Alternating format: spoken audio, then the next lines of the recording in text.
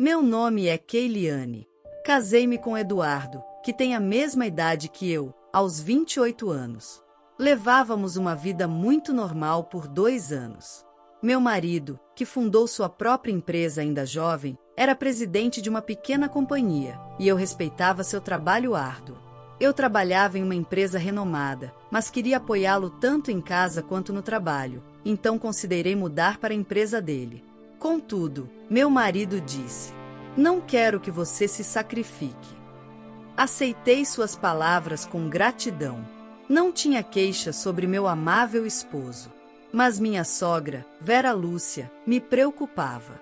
Antes do casamento, pensei que ela fosse uma pessoa gentil e amável. Contudo, depois que começamos a morar juntas, fiquei intrigada com seus olhares constantes e penetrantes dirigidos a mim. Ela agia com gentileza na frente do meu marido, mas eu sabia que seus olhos não sorriam. Desde que meu sogro faleceu, há 10 anos, ela criou Eduardo como mãe solteira. Imaginei que ela me visse como a mulher que roubou seu precioso filho, então suportei. Você é tão caseira e tranquila. Foi isso que me atraiu em você. Obrigada, querido. Eduardo sempre me elogiava, mas meu verdadeiro eu não era assim. Eu fingia ser tranquila, mas não porque queria. Quando era jovem, eu era animada e falante, mas minha educação me forçou a reprimir essa parte de mim. Minha mãe trabalhava duro tanto no emprego quanto nas tarefas domésticas para sustentar meu pai dominador. Quando eu perguntava casualmente ao meu pai: "Você não vai trabalhar?", ele gritava: "Como você se atreve, garota, a me criticar?" Ele era o tipo de homem que gritava assim. Na realidade, ele trocava de trabalho com frequência e vivia na preguiça. Então, eu só tinha curiosidade e perguntava. Minha mãe, que sempre me defendia, dizia que eu não queria dizer nada de errado. "Por favor, perdoe-a." Mas meu pai a agredia, dizendo: "É culpa da sua má educação." Quando criança, pensei que, se eu não ficasse calada, minha mãe sofreria. Então, gradualmente, parei de falar muito na frente dos meus pais. Queria mostrar meu verdadeiro eu ao meu marido, mas, como ele preferia mulheres tranquilas, continuei sendo reservada. Além disso, a pressão da minha sogra era outra razão. Eduardo sempre se jogava no sofá assim que chegava do trabalho. "Por favor, não jogue suas roupas e meias por aí, pelo menos coloque-as no cesto." "Ah, desculpe, estou muito cansado." Nesses momentos, assim que Eduardo saía do campo de visão, minha sogra me lançava um olhar demoníaco. "Recolha as roupas sujas do seu marido. Se você não quiser fazer isso, eu cuido disso, mas pare de reclamar. Tem algo a dizer?" "Não, sinto muito." Achei que ela era super protetora com Eduardo, mesmo ele já tendo mais de 30 anos, mas não conseguia responder. Também houve um incidente com comida. Meu marido era muito exigente com a alimentação, o que não era bom para a saúde dele, então eu preparava refeições com ingredientes finamente picados, mesmo que ele não gostasse. "Você colocou de propósito coisas que o Eduardo odeia na comida dele?" "Não, fiz pensando na saúde dele." Mesmo assim, ela jogou fora toda a comida que eu havia preparado. Fiquei chocada com suas ações. Que desperdício! Mesmo que Eduardo não coma, eu comeria. Se o cheiro persistir na mesa, ele se sentirá mal. Achei que a adoração dela pelo filho era exagerada, então consultei meu marido. Ele parecia arrependido. "Minha mãe sempre foi neurótica. Sinto muito por te fazer sentir mal." Ele me contou que, no passado, sua mãe perseguiu tanto uma das namoradas dele que ela desapareceu e nunca mais foi encontrada. Lembrando o olhar frio da minha sogra, achei que fosse possível. Vou conversar com ela sobre o assédio. Talvez eu só precise ser mais paciente. Vou me esforçar mais. Então, por favor, não diga nada a ela. Eu não queria provocá-la desnecessariamente, então disse isso. Também me arrependi de ter preocupado meu marido ao contar sobre isso. Durante esse tempo, precisei fazer uma viagem de negócios ao exterior por cerca de 1 mês, e para ser honesta, me senti secretamente aliviada de ficar longe da minha sogra por um tempo. Cerca de 3 semanas depois, recebi uma ligação internacional de Eduardo. Por favor, não se assuste. Minha mãe desmaiou repentinamente e faleceu. Fiz o possível para voltar da minha viagem de negócios rapidamente, mas levou tempo e, quando cheguei, a cremação já havia sido realizada e o funeral estava em andamento. Apesar de não ter um bom relacionamento com minha sogra, senti tristeza e arrependimento por não ter conseguido me conectar mais com ela. Vamos continuar nos apoiando e fazer o nosso melhor, querida. Apesar de perder o único parente próximo, Eduardo estava demonstrando força. Talvez ele ainda estivesse se segurando. Pensar nos sentimentos dele me entristeceu e decidi apoiá-lo ainda mais. No entanto, no dia seguinte, outra tragédia nos atingiu. Um subordinado de confiança fugiu com o dinheiro da empresa. Se isso continuar, não conseguiremos cumprir os pagamentos e minha empresa pode falir, disse Eduardo. Isso não pode acontecer. Tenho um favor para te pedir. Ele me entregou um caderninho bancário no nome da minha sogra. Se esperarmos os procedimentos formais, não poderemos sacar o dinheiro. Preciso que vá ao banco fingindo ser minha mãe. Eu realmente não quero fazer isso. Quando hesitei, ele suplicou. Você é a única pessoa em quem posso confiar. Vou herdar o dinheiro de qualquer forma. Está tudo bem, certo? Convenci a mim mesma, querendo ajudá-lo. Está bem. Obrigado. Estarei no escritório preenchendo a papelada. Então traga o dinheiro assim que retirar. Eduardo saiu com um grande sorriso, sabendo que eu obedeceria. Quando eu estava prestes a sair de casa, vestida de maneira simples e usando um chapéu para imitar minha sogra, meu celular tocou. Aqui é da polícia. Sua sogra foi levada ao hospital após um acidente. O quê? Mas o funeral dela foi ontem. Confusa, expressei meu desconcerto, mas não obtive uma explicação satisfatória. Imediatamente tentei entrar em contato com meu marido, mas não consegui localizá-lo. Não conseguia entender a situação e pensei que poderia ser um engano ou alguém se passando por ela. Como não queria preocupar Eduardo, que já estava lidando com os problemas da empresa, decidi ir ao hospital antes de ir ao banco. Minha intenção era explicar a situação à polícia e esclarecer o erro. No entanto, o que vi lá me deixou chocada. A mulher deitada na cama parecia exatamente como minha sogra, embora estivesse muito abatida. O que é isso? Me perguntei. Eu não conseguia entender. Segundo a polícia, a mulher levada ao hospital parecia ser uma indigente, mas tinha minhas informações de contato. Ao vê-la pela primeira vez em aproximadamente um mês, minha sogra parecia pálida, quase como uma pessoa diferente. Vera Lúcia, você está bem? Keiliane, sinto ter te preocupado, mas não tive outra escolha. Ela estava fraca e recebendo tratamento intravenoso. Apesar de estar sonolenta pelos medicamentos, começou a me explicar a situação. Na verdade, isso não pode ser. Isso não pode ser verdade. Eu estava incrédula diante da história impactante dela, mas percebi que poderia ter cometido um terrível erro. Por favor, não diga a ninguém que estou aqui. Há algo escondido debaixo da minha cama. Olhe, por favor. Depois de dizer isso, ela adormeceu. Após aquele momento, eu não podia simplesmente retirar o dinheiro dela sem permissão, então voltei para casa antes de tomar qualquer decisão. Depois disso, meu marido me ligou repetidamente, perguntando por que eu não havia ido ao banco. No entanto, deliberadamente ignorei suas chamadas. Decidi que seria melhor não dizer nada até descobrir a verdade. Só para ter certeza, revirei a bolsa da minha sogra e, como esperado, estava vazia. Além disso, quando olhei debaixo da cama dela, encontrei um diário e algo mais escondido ali. Quando examinei o conteúdo, descobri a pior verdade que eu poderia imaginar.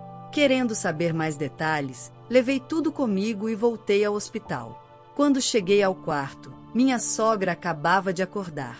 Keiliane, sinto muito por ter guardado silêncio até agora. Decidi contar tudo.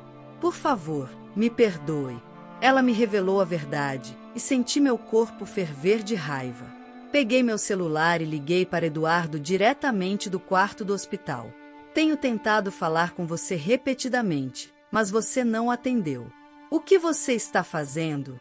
O que aconteceu com o dinheiro da mamãe? Não me diga que você estava planejando fugir com ele. Ele parecia estar aguardando ansiosamente minha ligação, porque atendeu no primeiro toque e começou a falar rapidamente. Não é isso. Recebi uma ligação dizendo que sua mãe estava viva e que a levaram ao hospital. O quê? Ele parecia impaciente, como se não pudesse esperar para falar mais. Havia uma mulher que parecia com Vera Lúcia, mas ela estava inconsciente. Parecia grave. Isso é bom, ele respondeu. O que você quer dizer com bom? Perguntei. Quero dizer que é bom que você não tenha sido enganada por um impostor fingindo ser a mamãe. Deliberadamente ocultei o fato de que minha sogra estava consciente. Como era de esperar, me mentiu. Deve ser alguém fingindo ser a mamãe ou talvez um parente. Se for esse o caso, devemos denunciá-lo imediatamente. Espere para denunciá-lo. Estarei aí em breve, ele disse, e correu para o hospital.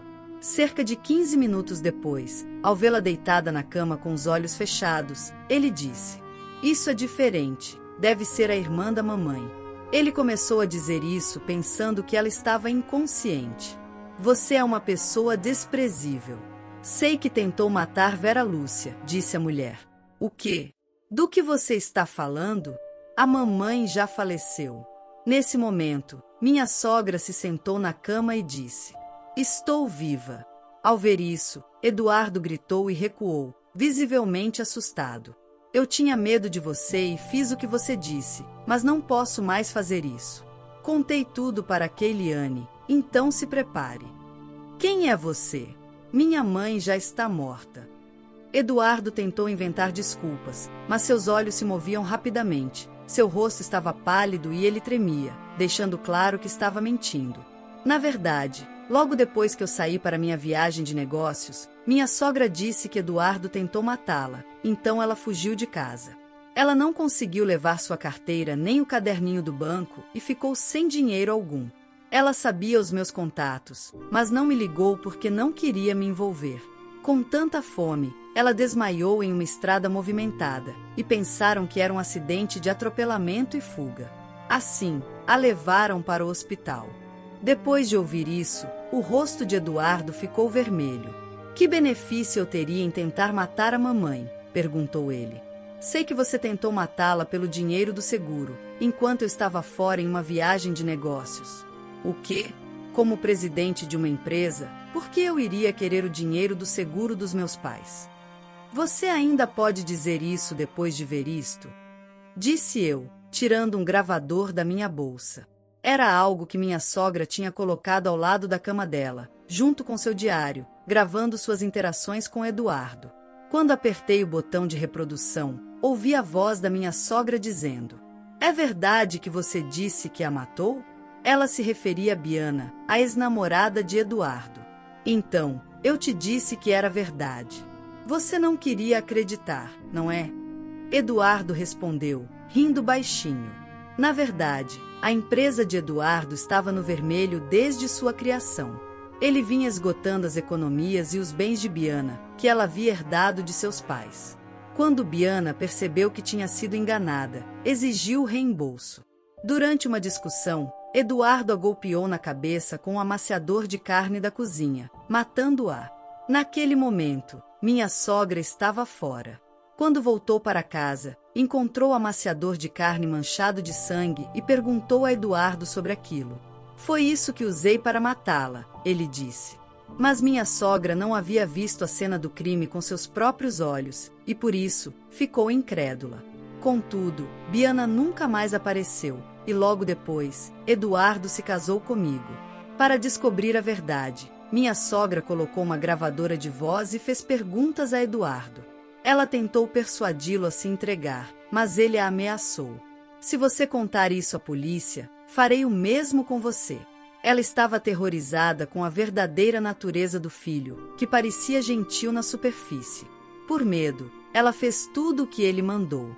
A história que eu ouvi sobre a ex-namorada que desapareceu por causa do assédio da mãe dela era uma invenção de Eduardo. O olhar severo da minha sogra era porque ela conhecia a dupla natureza dele e temia que eu pudesse ter o mesmo destino de Biana. Por isso, Ela me observava e me dizia estritamente para obedecer ao meu marido, tentando me proteger e evitar que eu provocasse Eduardo. A gravação continha uma confissão descuidada de Eduardo, revelando sua verdadeira face. Eventualmente, vou fazer uma apólice de seguro de vida para Keiliane e farei com ela o mesmo que fiz com Biana, ele dizia. Contudo, sem dinheiro, ele primeiro mirou na minha sogra, que sabia demais, para obter o dinheiro do seguro e tentou executar seu plano enquanto eu estava fora. Enquanto ouvia a gravação, o suor escorria pela testa de Eduardo. Isso foi só uma brincadeira. Biana realmente desapareceu por conta própria. Não há evidências de que eu a matei de verdade, ele disse. Se sua mãe contar à polícia o que você disse, eles vão reabrir a investigação, respondi. Não tem diário nem gravação. Mamãe não me entregaria, certo? Disse Eduardo, em pânico. Dizendo isso, ele correu para o lado da minha sogra. Ah, você disse que ela era uma impostora. Agora finalmente a reconhece como sua mãe? Eduardo gaguejou, mas rapidamente recuperou a compostura e gritou. Não seja ridícula. Se me pegarem, tanto mamãe quanto você estarão em problemas. Fiquem caladas, ou farei com vocês o mesmo que fiz com Biana. Eduardo começou a gritar freneticamente, cuspindo ameaças, mas minha sogra e eu encaramos sem nos abalar. Não quero mais viver com arrependimentos. Vou expor tudo. Eu também o denunciarei, completei. Quando dissemos isso, ele hesitou por um momento, mas então se inclinou para a frente novamente, gritando. Calem-se! Então, vou silenciá-las à força. Eduardo, com uma expressão demoníaca que eu nunca havia visto antes, se aproximou de nós, mas o pessoal do hospital, que ouviu a confusão, veio ajudar e o segurou. Só queria proteger a empresa. Somos família, então me perdoem. Não quero ir para a polícia, gritou ele desesperado. Já o denunciei. Eles devem chegar em breve, respondi com firmeza. Não pode ser. Keiliane, mamãe, por favor, me ajudem, disse ele, percebendo que não tinha escapatória. De repente, Eduardo mudou de atitude, começou a se desculpar e a implorar, expondo seu lado miserável e patético. Logo depois, os policiais chegaram e o levaram preso. Após o ocorrido, me divorciei dele e exigi 30% de pensão alimentícia. No final, minha sogra vendeu a casa e o terreno para me pagar. Ela disse que estava cortando todos os laços com Eduardo. O caso de Biana, sua ex-namorada, foi reaberto, e Eduardo acabou confessando seus crimes. Soube que ele foi condenado por inúmeros delitos, incluindo tirar a vida de Biana, ameaçar e tentar matar a própria mãe. Ficou claro que seria difícil para ele sair da prisão. Minha sogra, por sua vez, recuperou a saúde e agora desfruta de uma vida tranquila em um pequeno apartamento. Conectamos profundamente após tudo isso e mantemos contato até hoje. Eu voltei para a casa da minha mãe. Meu pai havia falecido anos atrás devido a um estilo de vida pouco saudável, e minha mãe, que vivia sozinha em paz, me recebeu calorosamente. Na presença dela, pude voltar a ser meu eu naturalmente alegre e falante. Conversamos sobre muitas coisas todos os dias. Hoje em dia, estou decidida a viver de forma positiva e brilhante, com o coração renovado. A história de hoje chegou ao fim. Não se esqueça de comentar qual lição você tirou dela. Também deixe um like no vídeo e se inscreva para não perder os próximos vídeos. E se você quer conhecer o final da história da mulher que viu seu pai ser demitido por um motivo misterioso após trabalhar por 30 anos, e depois de investigar descobrir um segredo chocante, clica no vídeo que está aparecendo aí na tela. Te vejo nessa história. Grande abraço!